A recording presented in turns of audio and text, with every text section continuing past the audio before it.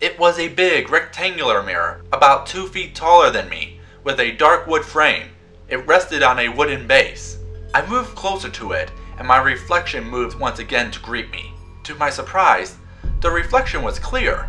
No dust on the glass, despite the fact that no one had been in here in ages. "Hey look," I said, pointing. I spotted a light attached to the top of the mirror.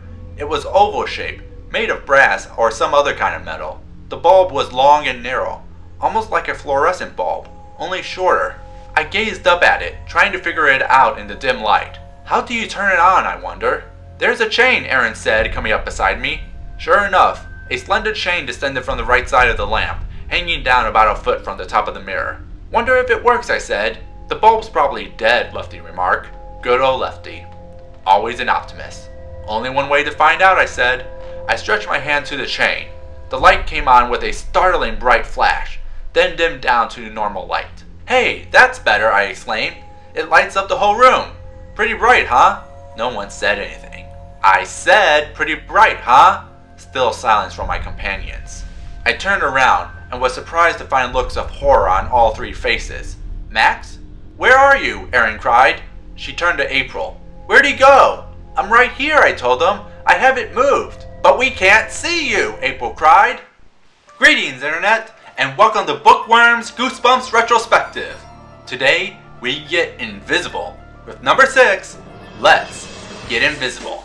On his birthday, Max and his friends find a mirror in a separate room in the attic. When he turns on the light in the room, they realize the light with the mirror turns them invisible.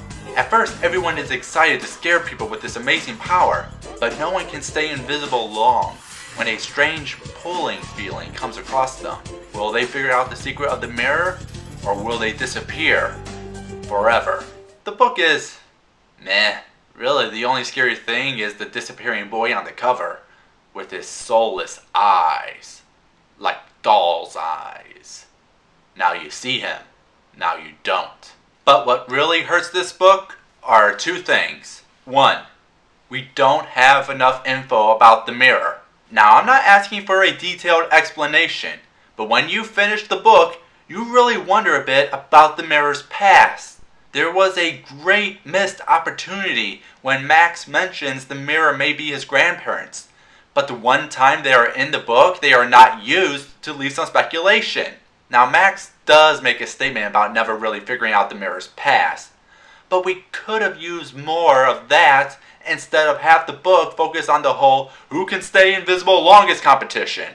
However, I can live with the mirror if the ending didn't leave you on a huge cliffhanger.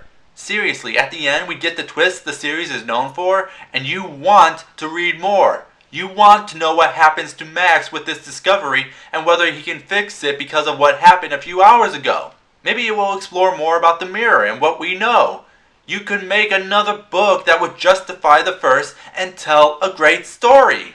Instead it just ends, and that's it, leaving you unsatisfied, and really the only thing you will remember from the book. That's what makes the book suffer. You feel there is more that can be played with, but it doesn't take the opportunities presented to it. It doesn't have much staying power.